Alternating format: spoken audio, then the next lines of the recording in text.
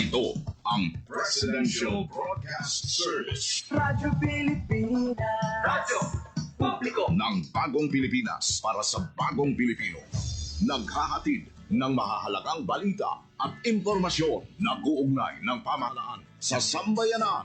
Tulay sa himpapawid ng serbisyo publiko. Radyo Pilipinas. Radyo Publiko. Ang boses ng Pangulo. Sa Iloilo, Radyo Pilipinas. 585 AM. Alas mga 2 sa hapon. Mga labing ulihing nga hitabo, hibaluon, mga hangkat at tubangon, mga bagay nga importante, aton ginahalungan, aton ginabantayan. Ululupod kita sa Bantay Banwa, Bantay Banwa, ang programa nga magatulong sa inyo sang labing ulihing nga balita, mga panugyan o kampanya para sa kayuhan sang tanan. Ikaw, ako, kita, Bantay Banwa. Mayong hapon Western Visayas, mayong hapon syudad kag probinsya sang Iloilo. Welcome sa pagpangalagad sa programa Bantay Banwa. Mga kabilang Huwebes, edisyon na Mayo 1, tuwing 2025. Programa nga magadulong sa inyo sa labing uling nga palita, mga panugyan kag kampanya para sa kayuhan sang tanan. Ini ang inyong alagad kag anchorman Joseph Paul Noblesa Taros. Lulupod kita subong nga hapon diri sa Radyo Pilipinas Iloilo. Mga kabiyanan, holiday subong nga adlaw. Katag kita sa katahuran sa aton nga mga mamumugon sa pribado man o sa pampubliko nga sektor. Saludogin kita no sa tanan nga trabahante na nagapulaw bugta sa pagtrabaho para sa ilang mga pamilya, para sa ilang mga hando, kag para man magkabulig sa komunidad. Kag sa siniman nga pag sa ulog naton sa Labor Day, may job fair man. Ginihiwat ang Department of Labor and Employment. Linibong job opportunities na nagahulat sa aton nga mga kauturan.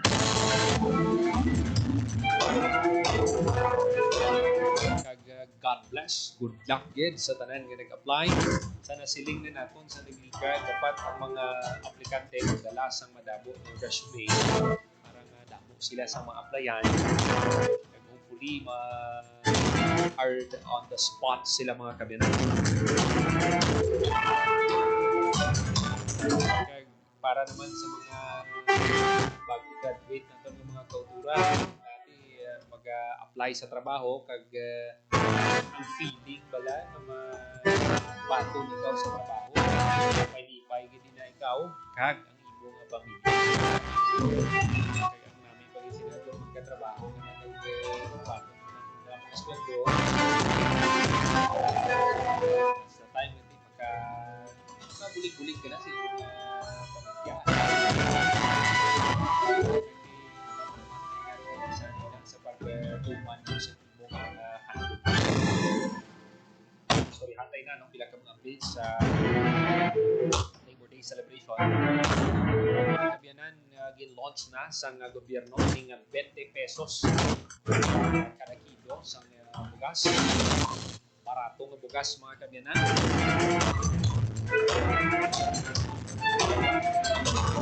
Kita mismo mga kabiyanan, may pila kita nga mga na-interview nga mga kauturan nato, no? Mga kasimanwa naton sa banwa sang kuha naton ng ilang reaksyon sa sining bugas. Nati 20 pesos na lang. Interview naton si si Nang Mary Jean Balagbis, si Kagawad Emilita Paguntalan, mga kasimanwa mga ganyanan na nakugid na bulig ini kung i-implement na sa launch na subungan taon kag laman-laman sa sa aton sa Western Visayas ang in-available na ina in the coming days. Hindi ko nadumduman sa aton nga mga tagpalamati, amo ni ang nangimpromisa ni President Ferdinand Marcos Jr. sa nagapangampanya ini sa 2022. Kagpi subong matagana sang katumanan ini nga promisa ni President Ferdinand Marcos Jr. Yang iban sa ila, pag kung magkatipid-tipid sila sa bugas, di may dugang sila nga balakal sudaan. Ang iba naman niya, gamiton nila para nga kabulig sa ilang mga extra income, mga negosyo nila.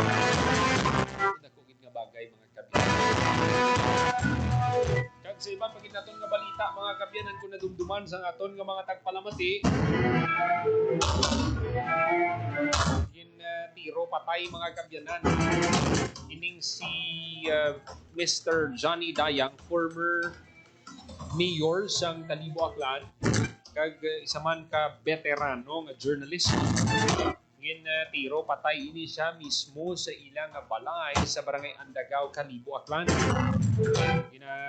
Kasubo gini no sang mga kauturan naton, hindi lang man sa probinsya sa Aklan, kundi ang mga kaupod naton sa trabaho. Angay naton si Sir Johnny, 89 years old na mga kabyanan. Amo pa ni ang naabdan niya. Muna nga dapat tagaan gini sang Kalupangod. Pauntang update sila karon sa Aklan Police Provincial Office. Magkaupod na ito diri sa aton nga pagpangalagad ng ila spokesperson, Police Captain Aubrey Ayon.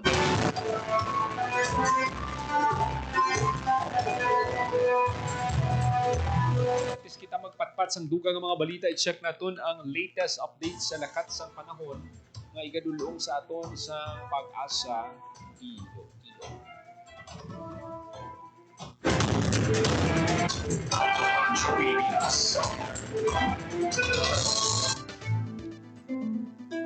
Radyo Pilipinas Weather.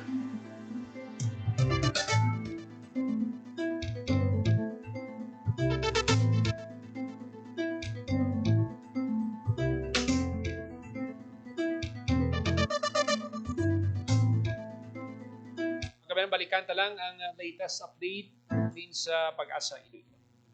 17 minutos pagkaligid sa takdang alas 2 sa hapon.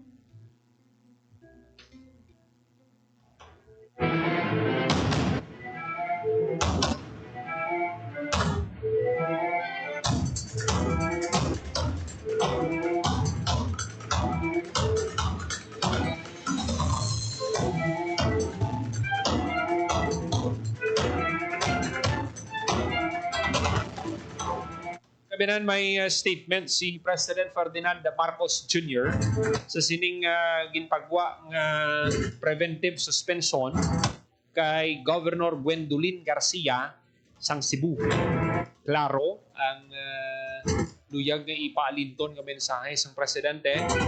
And at time like this, so close to the elections, vital nga i-uphold dapat ang rule of law kag observe ang due process. Any action that affects the mandate of a duly elected official must go through the proper channels and in accordance with the Constitution and the Omnibus Election Code. Governor Garcia served Cebu with strength and consistency until all legal questions surrounding this suspension are resolved. She deserves to be treated fairly and with the respect owed to her office. Does not allow politics to get in the way of public service. We must always be guided by the law, by prudence, and by what is best for the Filipino people.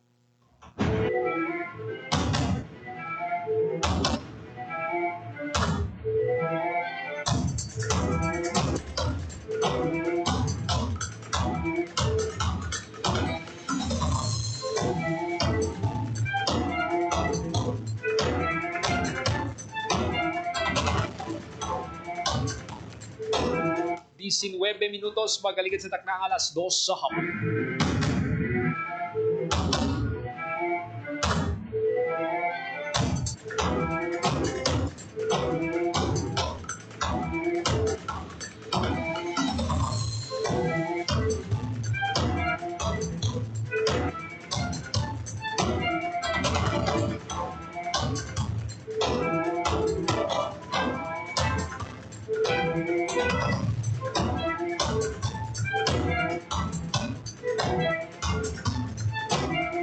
Mag-upo na doon sa piyag nga linya pag-asa weather forecaster Leonor Silvestre. Ma'am, welcome sa Radyo Pilipinas. Maayong hapon. Mayong hapon man sa tanan. Amay ning ating latest weather update para sa tugong nga adlaw. Thursday, May 1, 2025. Intertropical Convergence Zone or ITCZ nag-aapekto sa may Palawan sa Mindanao. Easterlies naman nag-aapekto sa nabiling na bahay sa Pungsod. Dili naman sa Western Visayas, maka-eksperyensya ka sa magulugal-uman, magulugal-uman na kalangitan na may mga isolated na tag-ulan sa halatod pa na buong galas ng easterlies. Ngayon na at makasarangan naman ang hangin natin dito sa Western Visayas na maghahalin sa direksyon na sidlangan, tugtog ang iyan na sidlangan, so magadalasang makanay tugtog makasarangan ng pagbalot ng ating kadagatan. Forecast temperature natin generally 27 to 33 degrees Celsius. Ang adlaw nagbutla kami ng 5:32 a.m. kung magatungo din ng 6:02 p.m. karon sa hapon. So ang ating forecasted maximum heat index ay at 40 degrees Celsius. So amay mo yung ating latest weather update sa may Iloilo Dapper Weather Station. Ako si Leonor Silvestre, Madam Obigyan. Salamat. Maraming salamat pag-asa weather forecaster Leonor Silvestre. Yan mga kabinan, latest update sa lakat sang panahon ng indulong sa aton sang pag-asa Iloilo. 21 minutos, magkaligan sa taknang alas 2 sa hapon.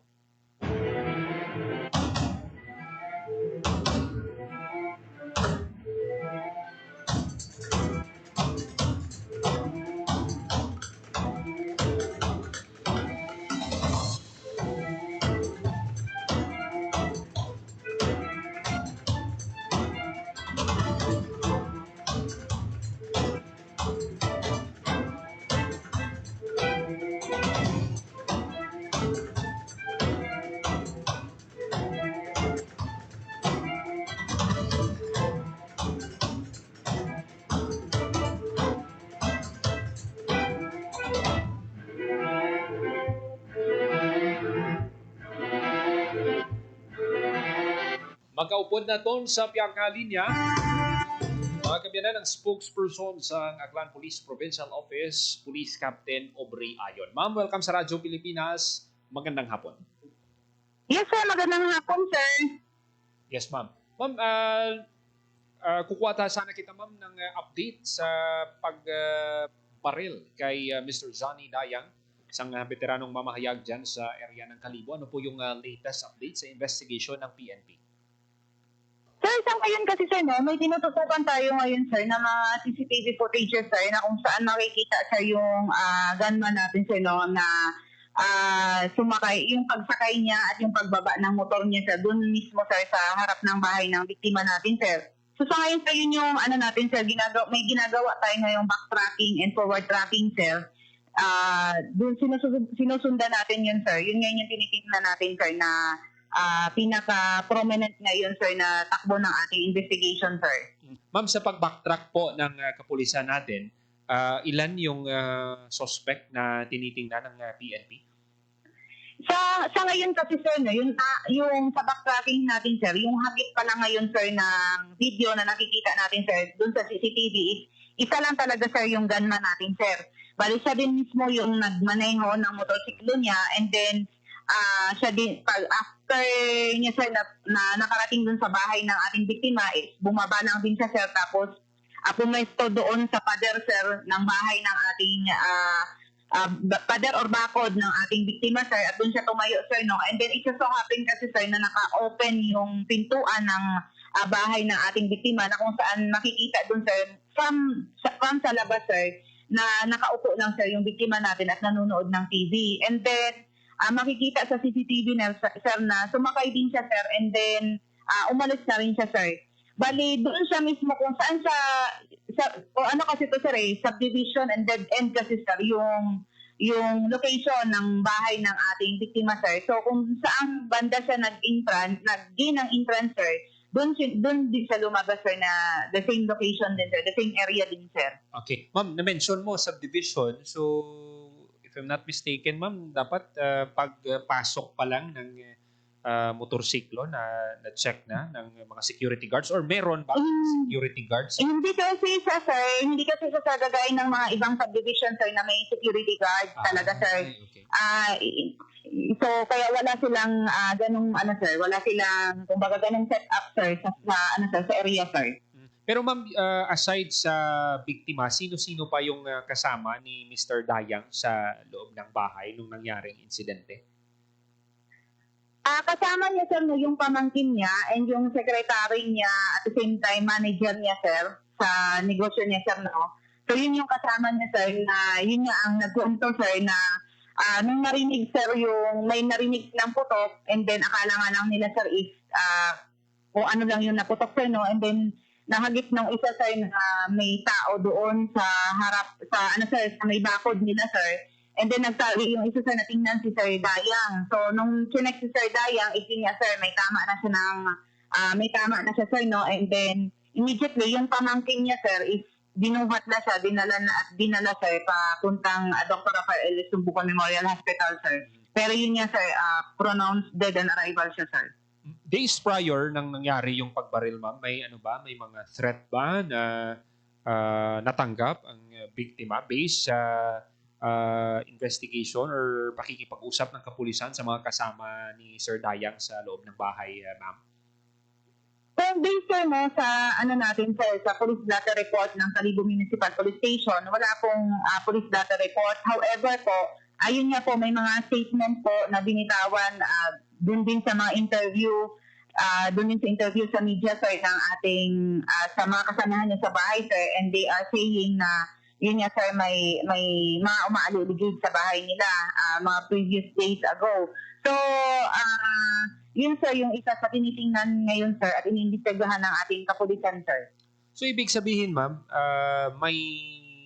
may na-monitor yung mga kasamahan pero hindi na pa blotter sa PNP, ma'am. Yun sir actually yung yung kina-clarify ng ating Kalibo Municipal Police Station. Yun din, sir, yung isa sa tinutumbok, sir, na investigasyon ng Kalibo Municipal Police Station, sir.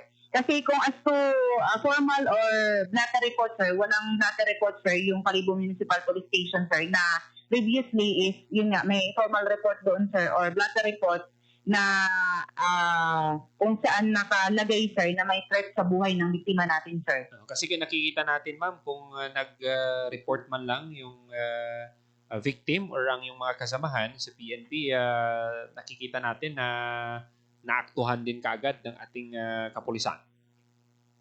Yes, sir, actually, yan, sir, no, yung gusto din nating i-clarify ng ating Kalibo Municipal Police Station natin, sir, yung ganyang pahayag, sir, ng ating pamilya or kasama sa bahay, sir, ng ating biktima, sir. So, tinitingnan yan, sir, ngayon ng Kalibo Municipal Police Station, sir.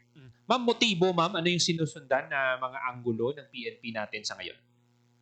Sa akin kasi, sir, wala pa tayong concrete talaga na motibo, sir, no? Kasi lahat ng anggulo ngayon, sir, is tinitingnan pa natin, sir. Kasi una-una, tinitingnan, sir, yung anggulo, sir, ng pagiging ex-mayor niya, sir, and political affiliation, considering, sir, na palapit na yung election natin. And then tinitingnan din, sir, yung anggulo na baka connected dun, sir, sa profession niya as a journalist, hindi lang basta journalist, sir, kundi batikan na veterano na journalist yung ating, yung ating biktima, sir, no? And then, tinitingnan din, sir, baka may personal na motibo, sir, sa pagpaslang sa kanya, sir.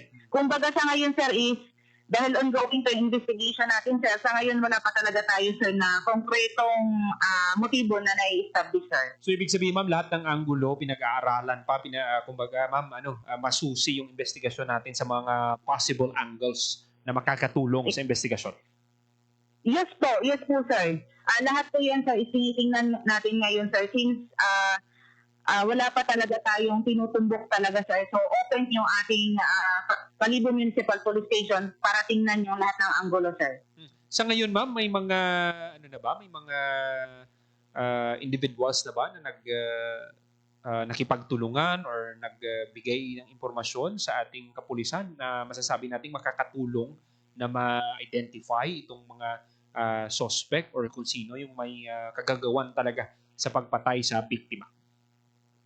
Right after the incident, sir, no, yung ating Kalibo Municipal Police Station, sir, sa pamunuan ng Hepe na si Police Major Francie Andrade, may mga kinausap na agad, sir, at may mga nakausap na agad, sir, na mga personalities na pwedeng makakatulong, sir, sa takbo ng investigasyon natin, sir.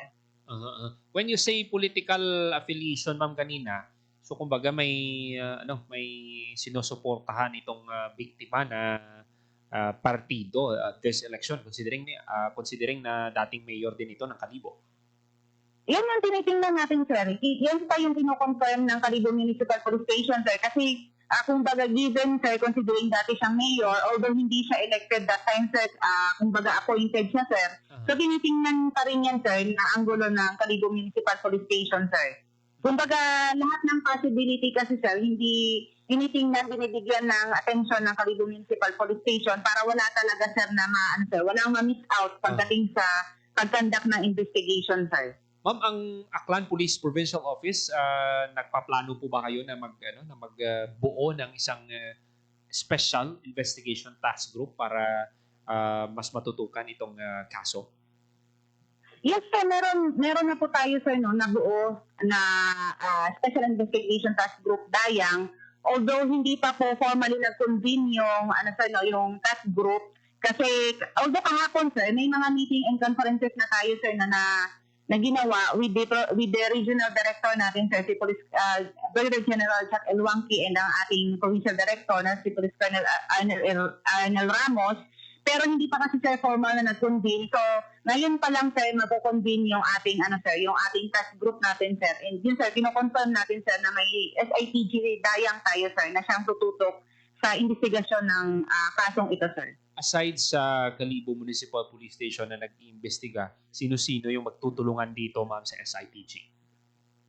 Kahapon kasi, sir, nandito yung USEC natin, sir, na siya rin yung executive director, sir, ng PT Foams natin, sir. And then kahapon, sir, sa coordinating meeting, sir, meron ding representative yung NBI. So, mismo yung PT Foams natin, sir, nagsabi na the NBI will work closely with the PNP, sir, para dito, sir. So, as anticipation, sir, kasama natin dito, sir, yung NBI na magtutulungan, sir. But still, ang magiging lead agency pa rin, sir, is yung Kalibo Municipal Police Station natin, sir, the PNP pa rin. Pero nandiyan, sir, yung tulong ng NBI natin and ang PT Foams natin, sir. And most likely, sir, other agencies pa natin, sir, tutulong din, sir. Okay. Ma'am, lastly na lang ang mensahe niyo po, panawagan sa ating mga kababayan. Yes, sir, sa ngayon kasi, sir, hindi pa tapos yung investigasyon natin. Kumbaga, nagsisimula pa lang, sir, yung investigasyon natin. So, nagpapaabot kami, sir, ng appeal sa ating mga mamamayan, sa mga nakikinig, sir, na baka meron silang alam at takot lang din sila, sir, magsabi. Meron po tayong, sir, bukas po ang hintilan ng Kalibo Municipal Police Station, sir, para ipaabot nila, sir, yung kanilang mga information na nalalaman, gaano man kaliit o kalaki yung information na ito, sir, So, ito'y i-appreciate at tututukan ng ating Kalibo Municipal Police Station. And then, yun nga, sir, tayo naman, sir, sa Aklan Police Provincial Officer, kasama yung Kalibo Municipal Police Station, is nagbibigay ng assurance sa ating publiko, sir, na gagawin namin ang lahat para ma-resolve ang kasong ito, sir. Para naman maramdaman ng ating mga mamamayan, especially ng ating mga media partners natin, sir, personalities na ating tinututukan, sir, and we are into the safety and security, sir, ng ating mga mamamayan, sir. So, an assurance from Aklan PPO na ginagawa ng PNP ang lahat para ma-resolve ang kaso at mabigyan ng hustisya ang biktima. Yes, sir. Yes, sir. Yes, ma'am. Maraming salamat, Police Captain Aubrey Ayon, ang spokesperson ng Aklan Police Provincial Office. Pati mga kabyanan, si Captain Aubrey Ayon, ang spokesperson ng Aklan Police Provincial Office.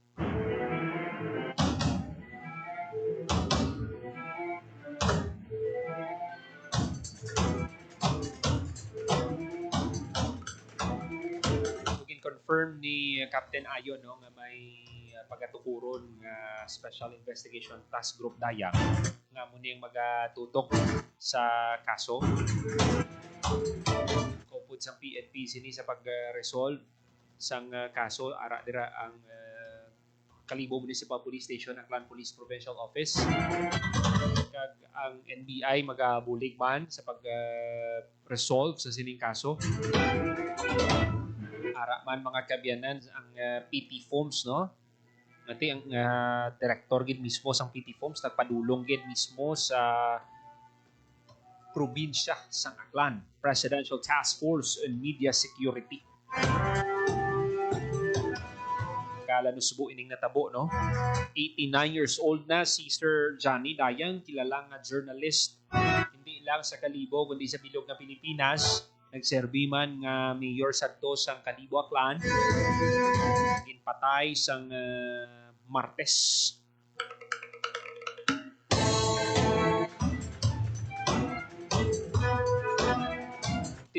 Tatlo ang ginatutukan sa PNP nga anggulo. Una, ang politika. Hindi bangod ngati anay mayor ini siya. Hindi man siya elected, appointed siya as mayor sa Kalibo Aklan. Kadua, profesyon ni Sir Johnny. Hindi lang niya basta-basta nga journalist si Sir Johnny, no? Veterano nga journalist si Sir Johnny Dayang.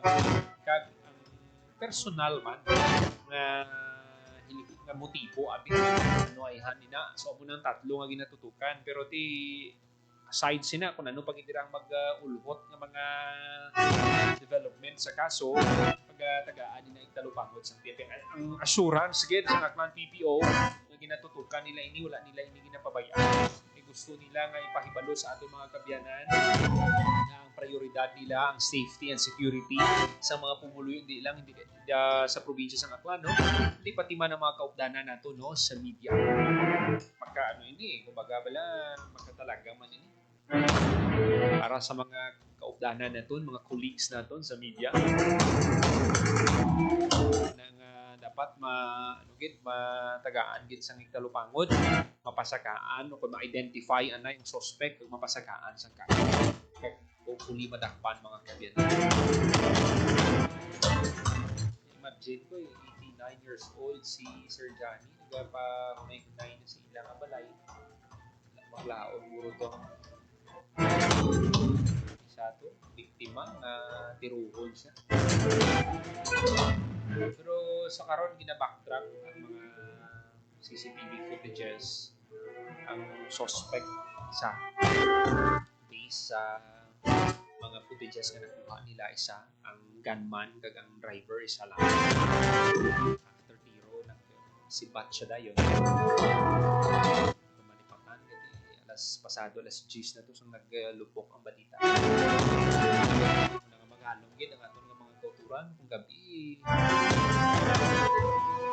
i-double check nyo gid ang inyong mga gate dira muna nga helpful man kung may CCTV kamo sa inyong balay hindi lang CCTV nga black and white ha dapat ang high quality nga CCTV nga wala mo man ginapangabay kung anong matabo nga mga insidente dira makabulig, mas mapadasig ang pag-resolve ng kaso, mas mahapos ang trabaho sa PNP na. Kahit kung mabuligan na to ng PNP nga mapahapos nila trabaho, mas madasig na ma-resolve ang mga kaso.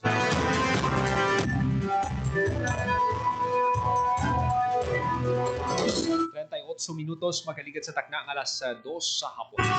Dugang ang mga balita sa pagbalik sa programa Bantay Bantay. Madalas inaarya ng mga magsasaka ang mababang farm gate price ng palay. Pero sa Price Range Scheme o Pricers Program, mataas ang buying price ng NFA para mahikayat silang magbenta ng ani sa pamahalaan. Yun ang aming ginagawa na masiguro na makapagbigay naman tayo ng magandang hanap buhay sa ating mga magsasaka. Nung pinatupad namin ang Pricers and up to this time, more than 8 days ang buffer stock natin. So we're nearing the target of 9 days. Happy na ang magsasaka. Nakatulong pa sila sa food security ng bansa. Kaagapay ang gobyerno sa pagtiyak na may pagkain sa bawat hapag sa oras ng sakuna. Tatak Pinoy is more than a branding exercise. It is about incubating and incentivizing great products that deserve to carry the Made in the Philippines trademark. Magandang balita! Inilunsad ng DTI ang Tatak Pinoy Strategy na isang inisyatiba para bigyang lakas pa ang mga industriyang Pilipino. Layunin ng TPS na paunlarin ang mga Tatak Pinoy na negosyo upang mapabuti ang kanilang mga produkto at serbisyo sa loob at labas ng bansa. Ang mga programa at polisiya nito na tutulong sa mga negosyanteng Pinoy ay iikot sa human resources, infrastructure, tech and innovation, investments at sound financial management. It is about creating products and services of the highest quality because Tatak Pinoy is also about excellence. And as a seal of great workmanship, Sama-sama, gawin nating sikat at makilala sa buong mundo ang Tatak Pinoy. patuloy tayo sa pagdadagdag at pagpapataas ng kalidad ng ating mga ospital at mga specialty center. Pangako yan ni Pangulong Ferdinand R. Marcos Jr. Kaya naman, positibo ang pagtanggap ng mga kababayan natin sa Pampanga sa layuning maipatayo ang Clark Multi-Specialty Medical Center, isang proyektong katuwang ang Clark Development Corporation at ibang sangay ng pamahalaan at pribadong sektor. Ayon kay Lailani, isang residente ng Pampanga, magiging mas accessible na ang serbisyong pang-medikal sa kanilang lugar. Very good kasi accessible sa mga tao. Sana lahat ay pwede makagamit nun. Mahirap ka, nasa middle class ka, natutulong yun para sa mga tao dito nakatira o karating bayan. Sa nagbabagong Pilipinas, patuloy ang trabaho, patuloy ang pagbabago. Ang EcoZone Program sinimulan sa panahon ni dating Pangulong Ferdinand Marcos Sr. Ngayon ay nakapagbigay na ng 1.8 milyong trabaho sa ating mga kababayan at sa ilalim ng liderato ni Pangulong Ferdinand Marcos Jr. 27 economic zones na ang naiproklama ayon sa Philippine Economic Zone Authority o PEZA. Katumbas ito ng tinatayang mahigit 9 billion pesos na halaga ng investments. Ibig sabihin ito ay mas maraming oportunidad ng trabaho para sa mga Pilipino. Our aggressive infrastructure development, business-friendly policies, investment and export promotions, foreign visits, and economic missions are all aimed at generating not just jobs, but quality and competitive jobs. Sa nagbabagong Pilipinas, patuloy ang trabaho, patuloy ang pagbabago. Under President Ferdinand Marcos Jr.'s administration, malaking bahagi ang economic zones sa Cavite sa pagtulak ng 2.73 trillion peso investment pledges sa kanyang termino. Dahil dito, makakaasa ng marami pang katulad ni Bob Bismonte ang mabibigyan ng oportunidad sa bayan ng Cavite para maipakita ang galing ng Pilipino. So ang akin pong posisyon ay design director. Nag-formulate po kami ng ibang klaseng mga liquid resin para sa iba-ibang industry. Medical resin, dental resin, kahit po sa automotive ginagamit na rin yung aming machine. Ang pinaka-reason namin is we innovate products for Filipinos that could compete around the world. Sa nagbabagong Pilipinas, patuloy ang trabaho, patuloy ang pagbabago. Magiging maayos po yung mga magninegosyo dito dahil maganda na yung kanilang lugar. Hindi tulad doon sa mga tabi ng karsada na nagkakaroon ng traffic, nagiging risk pa sila doon sa kanilang mga kalusugan dahil po yung mga emissions ng mga sasakyan. Isa sa inaabangang proyekto ngayon ng SM Prime Holdings Incorporated sa pakikipagtulungan ng Local Government Unit ng Pasay, ang 360-hectare reclamation project na tatawaging SM Smart City. Sa kasalukuyan, dinidevelop na ang lupa nito sa harap ng Mall of Asia Complex at inaasang matatapos ang proyekto sa 2028. Ipinapangako ng SM Prime katulong ng ating pamahalaan na hihigitan pa nila ang tagumpay ng SM Mall of Asia Reclamation at sa pamamagitan nito ay mas mapagyaman pa ang ating business district. Maparami ang magagandang oportunidad, trabaho at pagkakakitaan ng bawat tao sa pamahalaang Marcos. Ang bagong Pilipinas, mas posible, patuloy ang trabaho, patuloy ang pagbabago. Boracay, one of the best islands in the world. Upang mapanatili ang ganda at kalinisan ng isla, pinanawig ng pamahalaan Marcos ang water drainage system ng Boracay.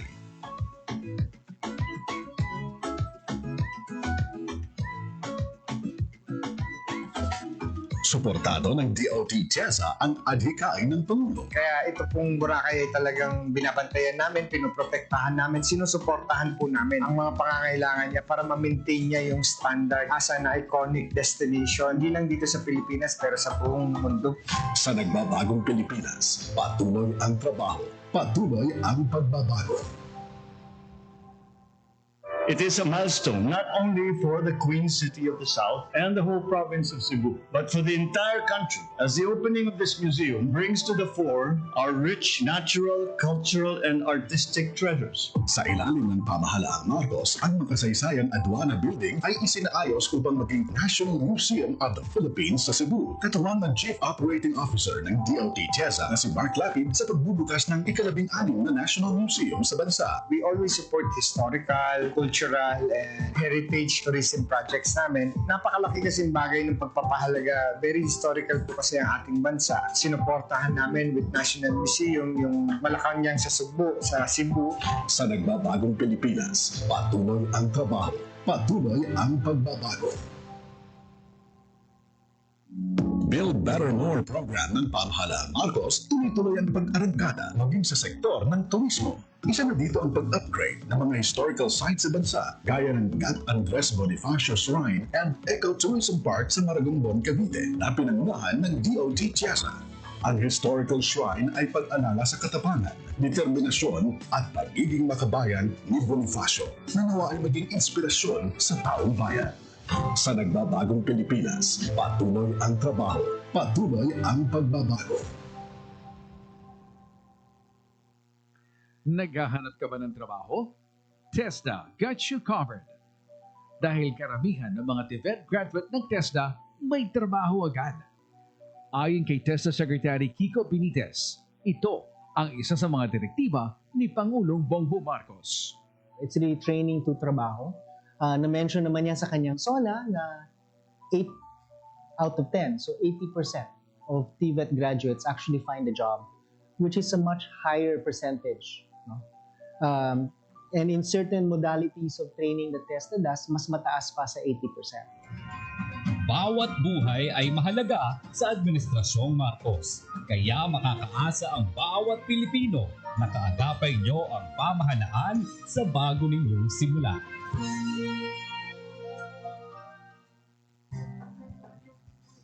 Nabuo sa ilalim ng administrasyon ni Pangulong Ferdinand R. Marcos Jr. ang Transparency Initiative. Layo nitong ipakita ang mga tunay na nangyayari habang iginigiit ang ating karapatan sa West Philippine Sea. Our interests are clear. They lie in ensuring that the universal and unified character of the 1982 United Nations Convention on the Law of the Sea and in the final and binding determinations of the South China Sea Arbitration Award of 2016 are firmly and consistently upheld.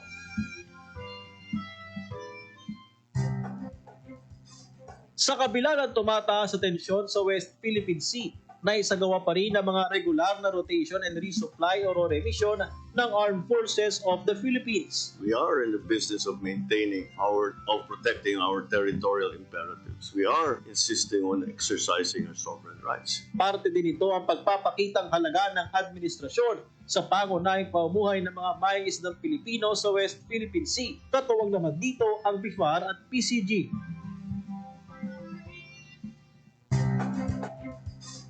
Todo bantay ang pambansang pulisya sa mga bagong style ng krimen.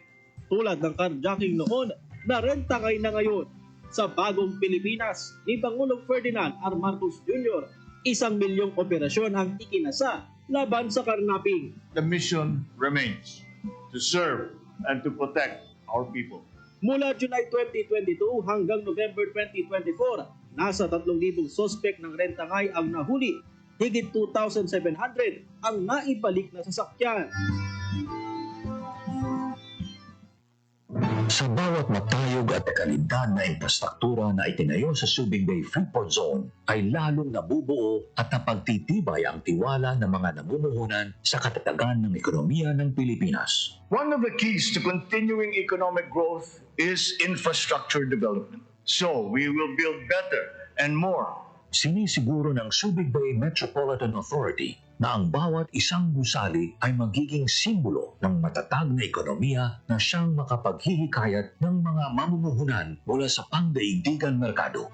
Under the Philippine Development Plan, the SBMA is committed to provide quality infrastructure so that our stakeholders will be able to utilize this infrastructure in their business. We are committed to providing quality service so that movement of goods will be seamless and more efficient. We thank the President for the guidance and the leadership and the support so that the SBMA will be able to introduce plans and programs for the stakeholders. Ang tiwala ng mga namumuhunan sa Subic Freeport Zone ay isang makabuluhang aksyon patungo sa mas mayabong na bagong Pilipinas. Sa pamahalaang Marcos, ang bagong Pilipinas nakikita na. Sa nagbabagong Pilipinas, patuloy ang trabaho, patuloy ang pagbabago.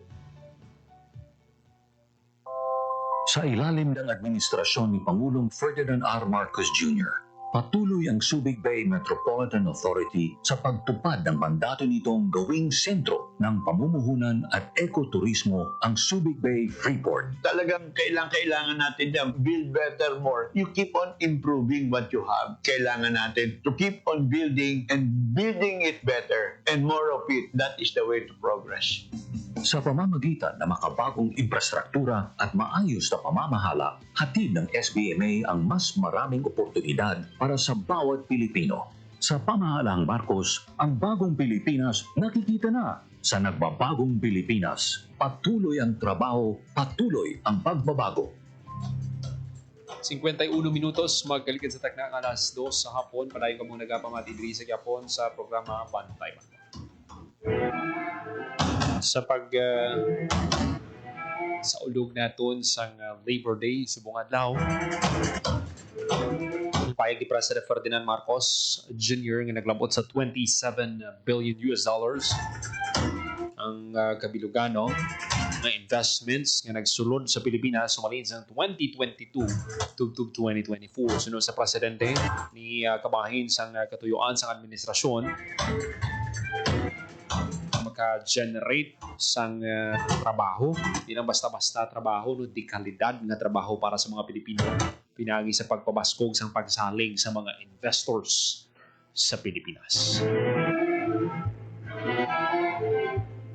52 minutos, magkaligan sa takdang alas 2 sa hapon.